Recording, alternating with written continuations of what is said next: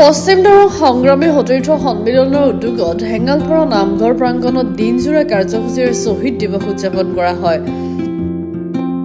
তদুপলক্ষে পুৱা পশ্চিম দৰং সংগ্ৰামী সতীৰ্থ সন্মিলনৰ সভাপতি বিজয় শংকৰ নাথে পতাকা উত্তোলন কৰাৰ পাছতে শ্বহীদ তৰ্পণ কৰে সদৌ অসম ছাত্ৰ সন্থাৰ প্ৰাক্তন উপসভাপতি দিগন্তমণি বৰাই। স্মৃতি তৰ্পণ কৰে পশ্চিম দৰং সংগ্ৰামী সতীৰ্থ সন্মিলনৰ প্ৰতিষ্ঠাপক সভাপতি গজেন বৰাই। গছপুলি ৰোপণ কৰে অৱসৰী শিক্ষক হৰেন্দ্ৰ চহৰীয়া আৰু আদৰ্শ কৃষক বিপুল ডেকাই। ইয়াৰ পিছতে দিহানাম প্ৰদৰ্শিত হয়। দিহানাম প্ৰদৰ্শনী উদ্বোধন কৰে শ্বহীদ স্মৃতি মধ্য ইংৰাজী বিদ্যালয়ৰ প্ৰধান শিক্ষক মদন ডেকাই। সন্ধিয়া কেইবাগৰাকীও বিশিষ্ট ব্যক্তিয়ে বন্তি প্ৰজ্বলন কৰে।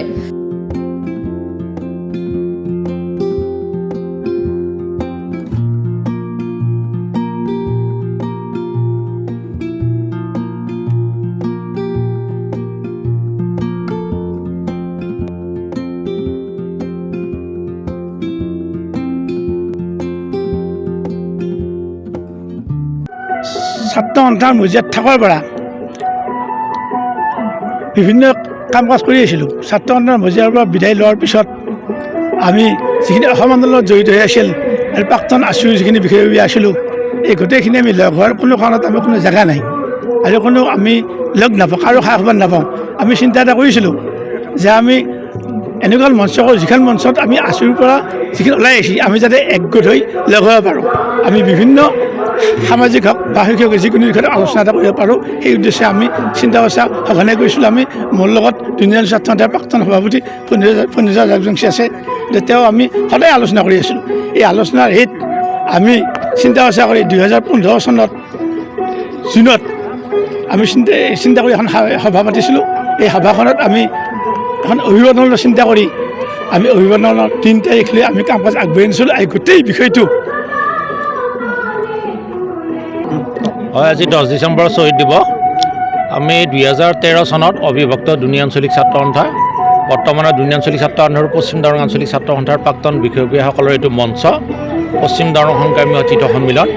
আৰু এই সংগ্ৰামী সতীৰ্থ সন্মিলনৰ এই অঞ্চলৰ আৰ্থিক সামাজিক ৰাজনৈতিক দিশৰ উপৰিও আমাৰ ছাত্ৰ সন্থাৰ কৰ্মীখিনি একগোট কৰি এই মঞ্চলৈ অনাৰ উদ্দেশ্য আছিল আমাৰ প্ৰধান লক্ষ্য।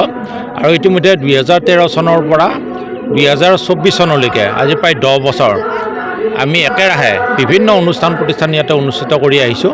আৰু বিশেষকৈ অসম ভিত্তিত শ্বহীদ দিৱস পাতাৰ লগতে নাটক প্ৰতিযোগিতা, একাংক প্ৰতিযোগিতা, দিহানাম প্ৰতিযোগিতা আৰু অন্যান্য কাৰ্যসূচী আমি ৰূপায়ণ কৰি আহিছোঁ। আমি দুনি বৰবৰীত আৰু এইবাৰ 2024 চনত আমাৰ এই হেঙালপাৰা ঐতিহ্যমূৰ্তি হেঙালপাৰা নামঘৰত হেঙালপাৰা ৰাইজৰ সহযোগত এই অনুষ্ঠান শ্বহীদ দিৱসটো আমি ইয়াতে অনুষ্ঠিত কৰিছোঁ। ইতিমধ্যে আমাৰ ৰাতিপুৱা পতাকা উত্তোলন, শ্বহীদ তৰ্পণ আৰু বৃক্ষৰোপণ কাৰ্যসূচী হৈ গৈছে। এতিয়া আমি কিছু সময়ৰ পিছতে দিহানাম প্ৰতিযোগিতা অনুষ্ঠিত হ'ব। ইতিমধ্যে কেইবাটাও দলে ইয়াতে অংশগ্ৰহণ কৰিছে আৰু আহি আছে। গতিকে আমি আশা ৰাখিছোঁ আমাৰ শ্বহীদ দিৱসটো আজি সকলো ৰাইজৰ উপস্থিতিত আমি সুকলমে পাৰ কৰিব পাৰিম। ধন্যবাদ। ডিচেম্বৰ অসমৰ এটা উল্লেখনীয় দিন।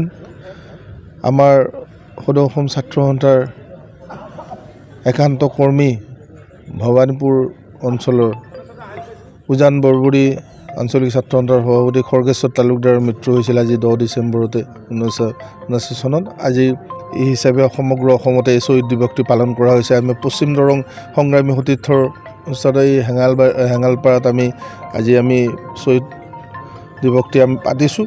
আৰু শ্বহীদ দিৱসটি ইতিমধ্যে মই শ্বহীদ তৰ্পণ কৰিলোঁ। দিনজোৰা কাৰ্যসূচীৰে আজিৰ অনুষ্ঠান চলিব। অসম চুক্তিৰ 39টা বছৰ পাৰ হৈ গ'ল আৰু অসমৰ এই চুক্তি মৰ্মে যিখন চুক্তিত আমি এই 855জন শ্বহীদৰ তেজেৰে ৰাঙলী হৈছিল, এই শ্বহীদসকলৰ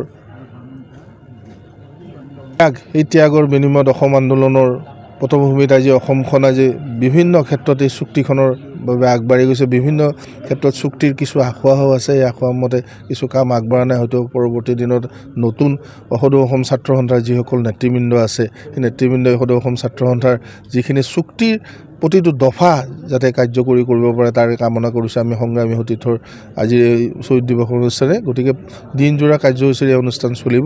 অলপ পিছতে দিহানাম প্ৰতিযোগিতা অনুষ্ঠিত হ'ব। সুনীল চহৰীয়া ৰিপৰ্ট, গ্লোবেল NE 24/7।